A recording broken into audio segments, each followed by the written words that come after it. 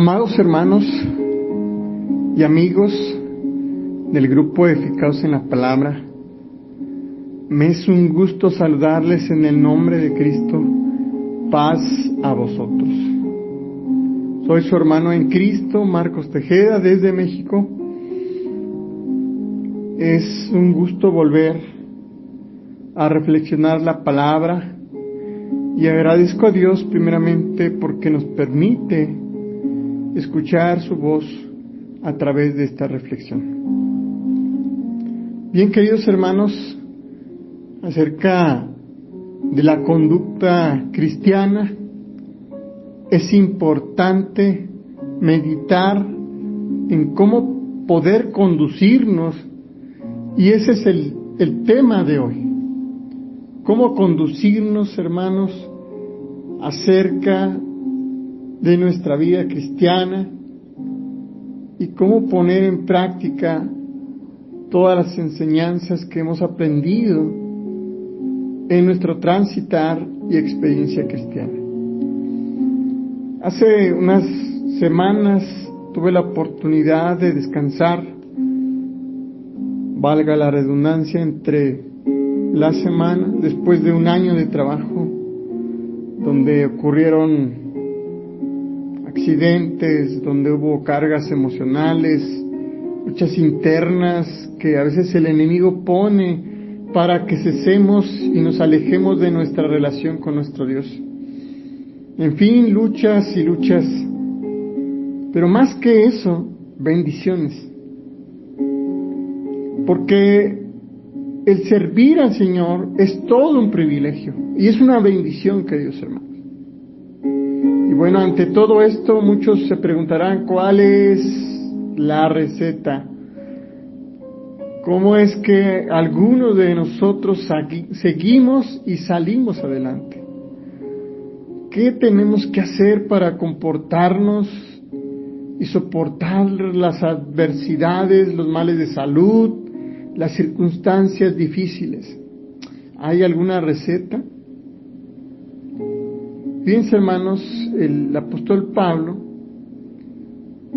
en esta carta a los Hebreos, una carta pastoral, de alguna forma da la receta acerca del conducirnos, hermanos, cristianamente. ¿Cómo debe ser nuestra conducta primeramente, ante la comunidad de fe y también, hermanos, nuestra familia y también de alguna forma con la sociedad, con la gente, hermanos, que está cercana a nosotros? Hebreos capítulo 3, hermanos, del verso 1 al verso 8, dice lo siguiente: sigan amándose unos a otros fraternalmente.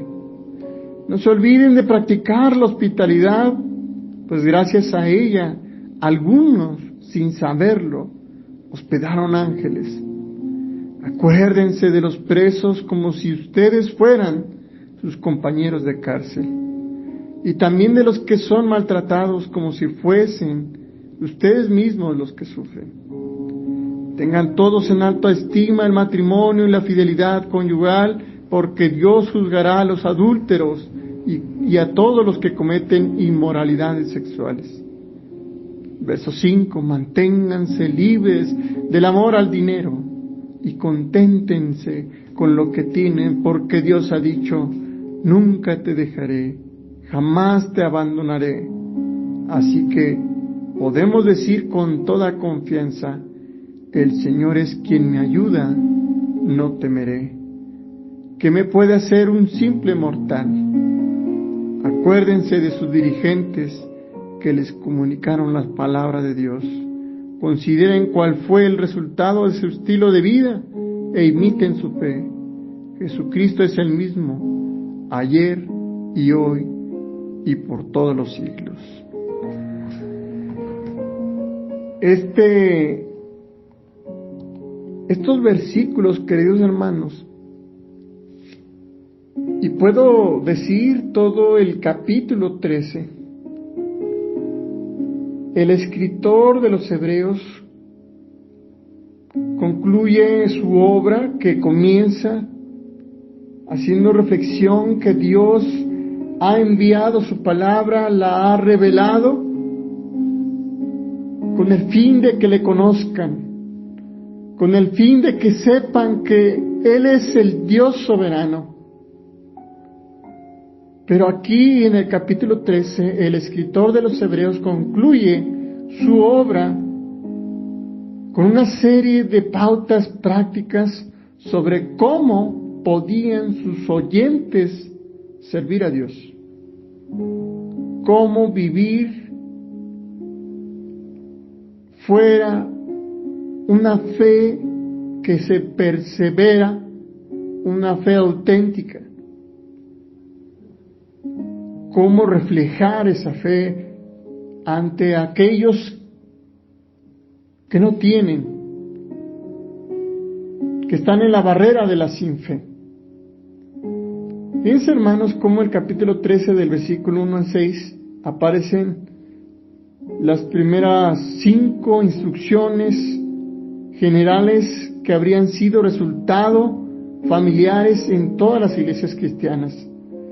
Y luego del versículo 7 al 19 hay 7 restantes que giran en torno a la relación de la comunidad con sus líderes, y finaliza del versículo 20 al 21 con una súplica personal del autor para que oren por él. Por eso decía al principio, hermanos, ¿hay alguna receta para conducirnos cristianamente? O sea, aquí, hermanos, no podemos decir que es la única receta, pero es una de las mejores recetas aquí en el capítulo 13. Por lo tanto, hermanos, yo quisiera comenzar definiendo qué es conducta cristiana de acuerdo con el texto, el autor. Dice, hermanos, nos presenta que la conducta cristiana son instrucciones sensibles para vivir la fe cristiana en los detalles de las responsabilidades diarias. Es decir, que la conducta cristiana no solo se evidencia en leer la palabra, entenderla y conocerla, sino ponerla por obra, a través de la sensibilidad, en otras palabras, experimentar la palabra, encarnarla en nuestro diario vivir de acuerdo a nuestra fe en el Señor, y sobre todo usarla responsablemente. ¿Por qué digo responsablemente, hermanos? Porque un ejemplo claro de esto es que el hecho de saber que debemos ser rectos, íntegros, santos, justos y marcar la diferencia en esta tierra, porque hemos sido llamados a ser luz del mundo, no significa, hermanos, que debemos ser jueces de la humanidad, sino, como mencioné, debemos sensibilizarnos, es decir, sentir el dolor, la angustia, el sinsentido de la humanidad. No olvidemos que somos parte ya de esta nueva humanidad del reino de Dios, pero también seguimos siendo parte de esta humanidad. No podemos aislarnos de lo que está pasando en nuestra sociedad.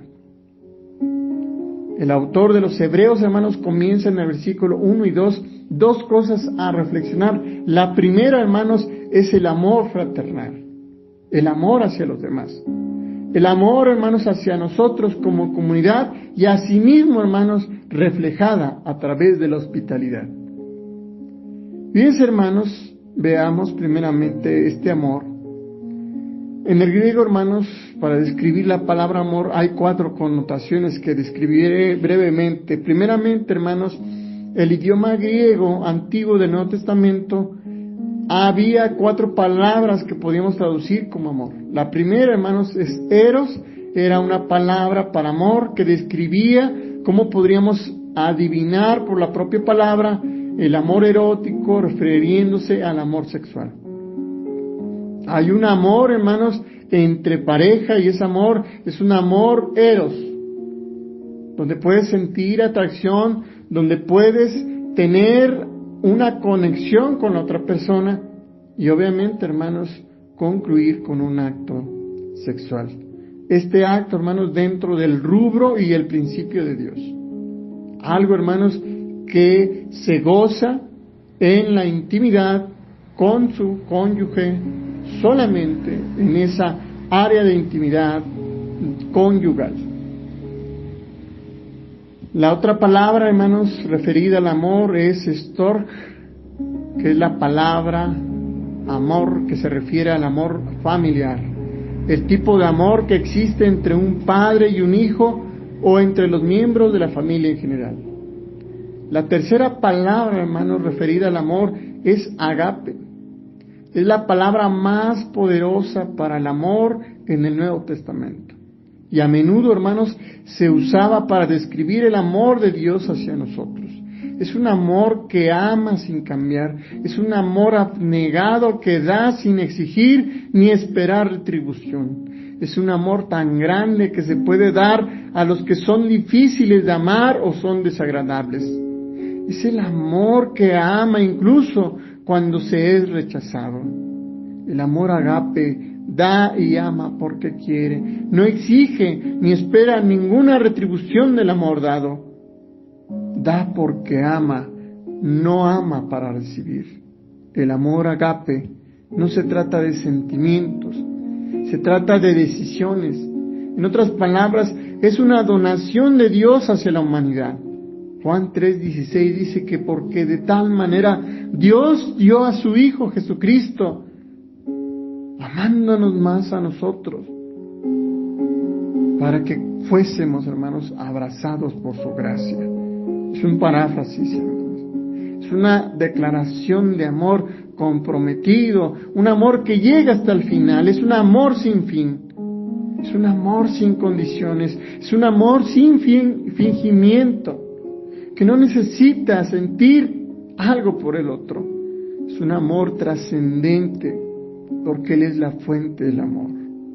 Primera de Juan, capítulo 4, versículos 10 y 2, hermanos, dice que el que no ama no conoce a Dios, porque Dios es amor. Él es la fuente del amor. Versículos antes dice, en esto se mostró el amor de Dios, en que Él dio a su Hijo para que fuésemos reconciliados, fuésemos justificados, fuésemos perdonados nuestros pecados. Pero la parte más importante, hermanos, del amor de Dios es que es una iniciativa. Él no necesita sentir. Por eso decíamos que es un amor que se trata de decisiones. Dios decidió desde la eternidad amarnos, dar a su Hijo, para que fuésemos como Él. La palabra amor en su cuarta connotación es Filadelfia, o filos, o filia. La palabra Filadelfia proviene de la raíz filia, y esta antigua palabra griega hablaba de amistad y amor fraterno, o afecto fraterno. Es el amor por la amistad y la asociación profunda. Siempre debe haber mucho de este tipo de amor entre los cristianos y debe permanecer. ¿Alguna vez, hermanos, ha sentido este tipo de amor? Le pregunto a usted, ¿tiene amigos en la iglesia?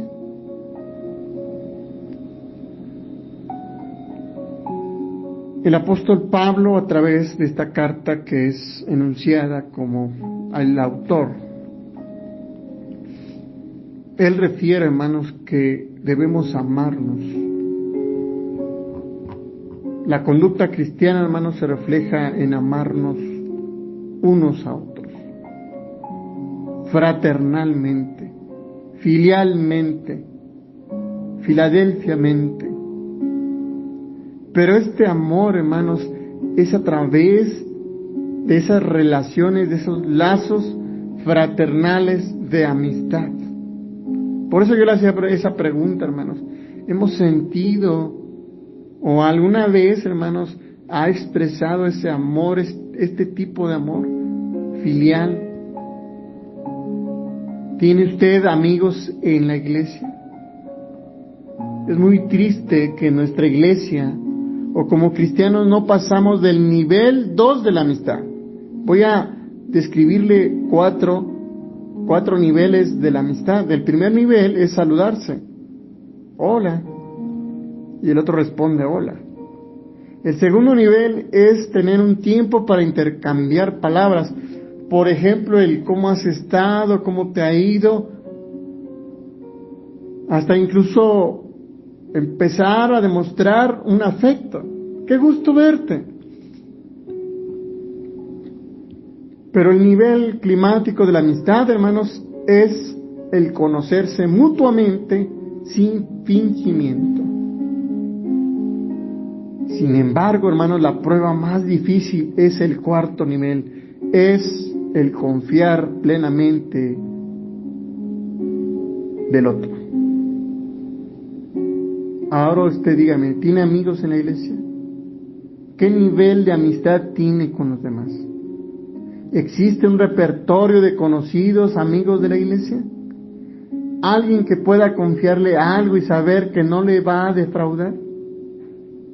Por eso, a veces en la mayoría de iglesias reina la apatía, la frialdad, la enemistad entre unos y otros, la distancia, la diversidad, la desunión, porque no existe ese amor fraterno, ese Filadelfia, esa amistad entre nosotros mismos.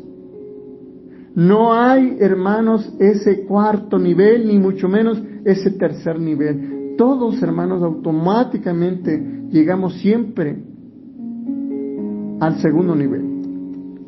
Porque hay veces que nos cuesta inclusive saludarnos.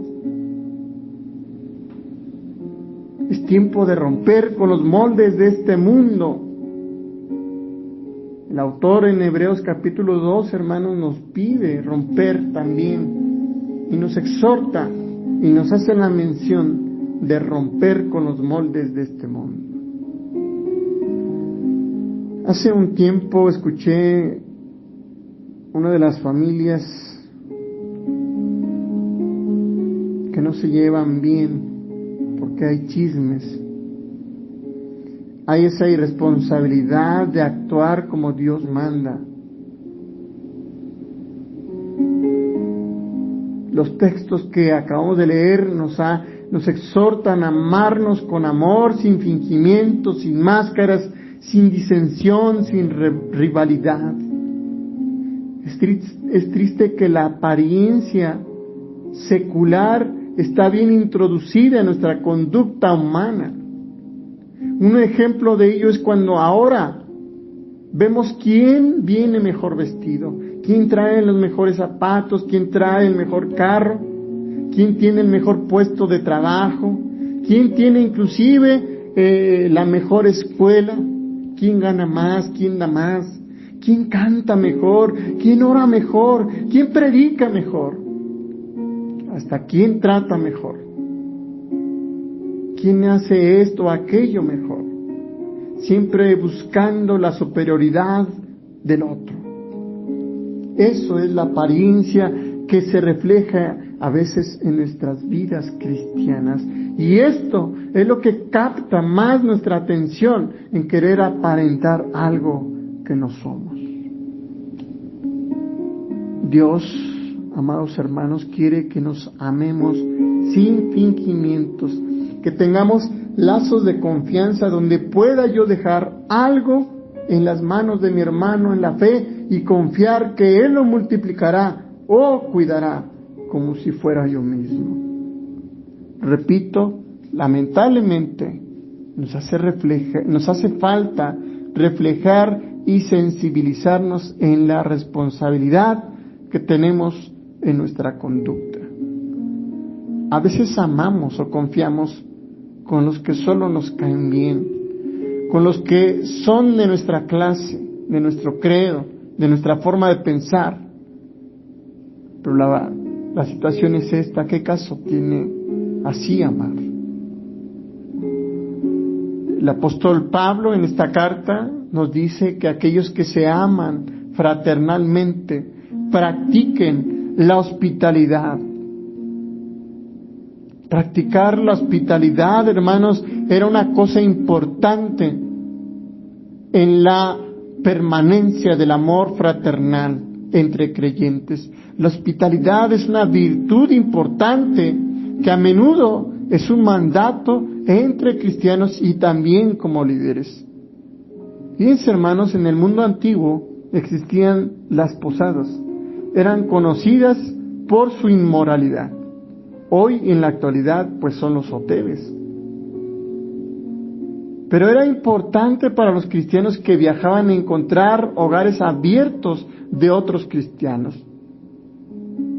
Era imperativo, hermanos, que los mismos cristianos abrieran sus hogares para hospedar a aquellos que venían de viaje, para poder exaltar el nombre de Dios, para poder estar en comunidad.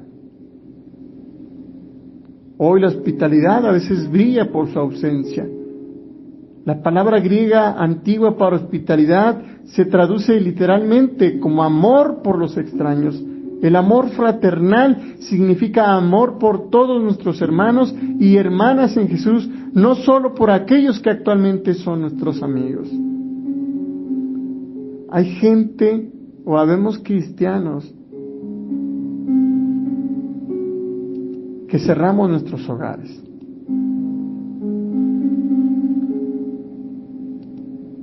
Nosotros debemos cumplir con el amor fraternal, para que sí honremos el amor conyugal. Dice el verso 4, honroso sea en todos el matrimonio y lecho sin mancilla, pero a los fornicarios y los adúlteros los juzgará Dios.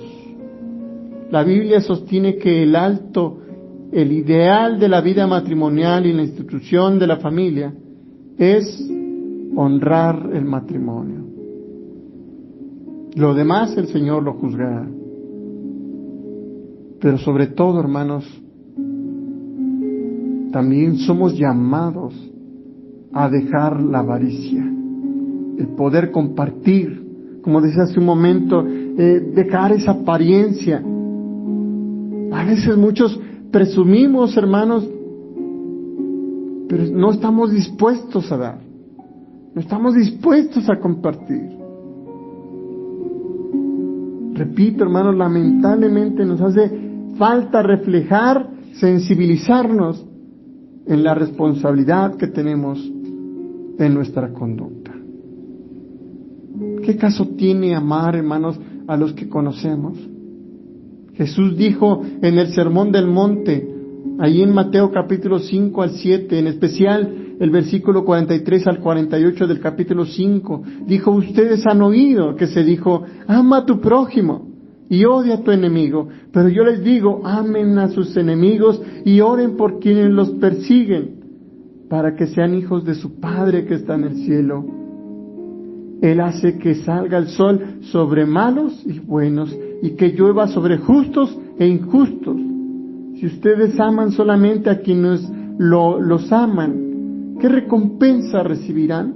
¿Acaso no hacen eso hasta los recaudadores de impuestos? Y si saludan a sus hermanos solamente, ¿qué demás hacen ustedes? ¿Acaso no hacen esto hasta los gentiles?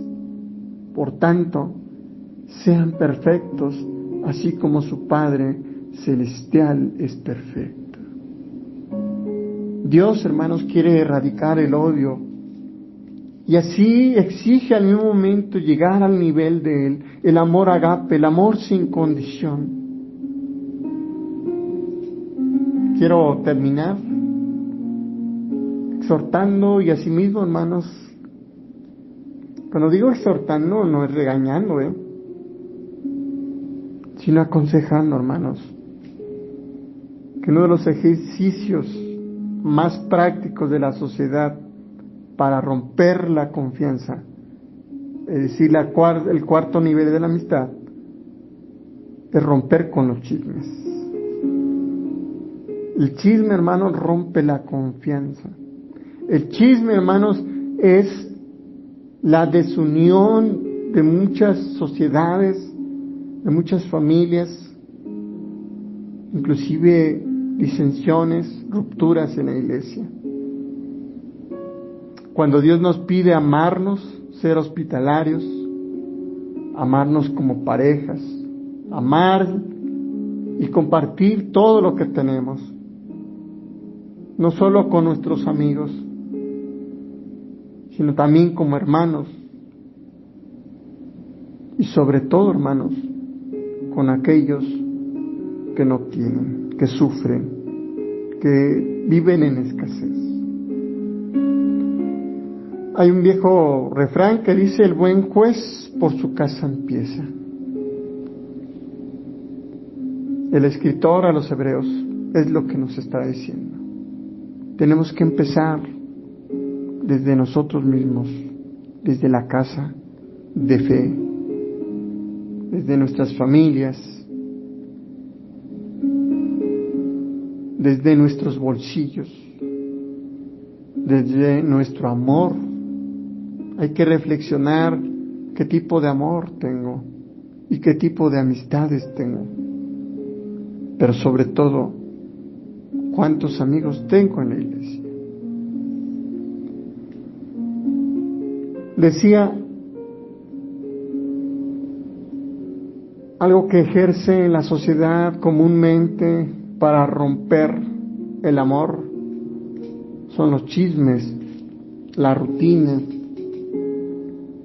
la avaricia, la infidelidad, la desconfianza. Y quiero terminar con esta historia que es acerca de los 3 filtros de Sócrates. Cuenta la historia que en una ocasión llegó uno de los discípulos en un gran estado de agitación. Le dijo al filósofo que se había encontrado con uno de sus amigos y que había hablado mal de él con gran malevolencia. Al escuchar esto, Sócrates le pidió que se calmara. Después de pensarlo un momento, le pidió que esperara un minuto, y entonces le manifestó que antes de escuchar lo que tenía que contarle su discípulo, el mensaje que llevaba aquel hombre debía pasar por 3 filtros necesarios. Si no lo superara, entonces el mensaje no era digno de ser escuchado. Y como era costumbre, el sabio griego le formuló una pregunta a su ansioso discípulo. Dicho interrogante era: ¿estás absolutamente seguro de lo que vas a decirme es verdad? En ese momento el discípulo pensó un momento y dijo: en realidad no puedo estar seguro de que si lo que había escuchado puede catalogarse como malevolencia. Todo es cuestión de perspectivas. Entonces, dijo Sócrates, ¿no sabes si todo es cierto o no? El discípulo tuvo que admitir que no. Y luego el gran maestro griego formuló una segunda pregunta: ¿lo que vas a decirme es bueno o no? El discípulo contestó que por supuesto no era nada bueno, todo lo contrario. Lo que tenía que contarle eran palabras que a su juicio le causarían malestar y aflicción a su maestro. Entonces Sócrates señaló: vas a decirme algo malo, pero no estás totalmente seguro de que sea cierto. Y el discípulo admitió que así era. Para terminar, Sócrates debía de plantear una tercera interrogante, y así lo hizo. Dijo: ¿me va a servir de algo lo que tienes que decirme de mi amigo? El discípulo dudó. En realidad no sabía si esa información le sería de utilidad o no. Quizás solo lo distanciaría de su amigo, pero teniendo en cuenta que no sabía si era verdad o no, tal vez saberlo no resultaba útil. Así que Sócrates ejerció la verdad, la bondad y la utilidad. A juicio del filósofo, estas son las preguntas que toda persona se debe hacer y formular antes de decir algo. Repito, la primera, estoy seguro de lo que voy a decir es cierto. La segunda, lo que voy a decir es bueno. Y la tercera, es necesario decir. Hermanos, esta historia quise compartirla con ustedes porque un hombre inteligente puede reflexionar y hacer un buen uso de la razón para romper con ideas equivocadas, con aquellas ideas conflictivas, con chismes. Desde que yo lo leí, esta historia a mí me encantó. Es una regla que tenemos que hacer nosotros para romper con el odio, con los chismes, con la disensión. Pero hay un principio más grande, queridos hermanos, y es el amor que Dios exige. El amor fraterno, el amor que construye puentes, el amor que establece lazos de confianza, de conocimiento por el otro. Un amor que se interesa por el otro, un amor que realmente es sensible por el otro. Un amor que une, un amor que es sin reserva alguna a otros. Amados en Cristo, si queremos conducirnos en verdad, sensibilidad y responsabilidad en nuestra conducta cristiana, debemos responder al llamado que Dios hoy nos hace. Amarnos de una manera amistosa y fraterna. Porque el amor todo lo puede, todo lo sufre, todo lo espera, todo lo soporta, diría el apóstol Pablo allá en 1 Corintios capítulo 13. La clave, hermanos, importante y principal de la receta de la conducta cristiana es amar de una manera filial, de una manera storge, de una manera eros, porque también hay que sentir afecto por los demás. Porque todo esto, hermanos, será los peldaños para llegar al amor de Dios. Queridos hermanos, ha sido un gusto poder servirles a través de la palabra. Deseo que el Señor les bendiga grandemente en su vida.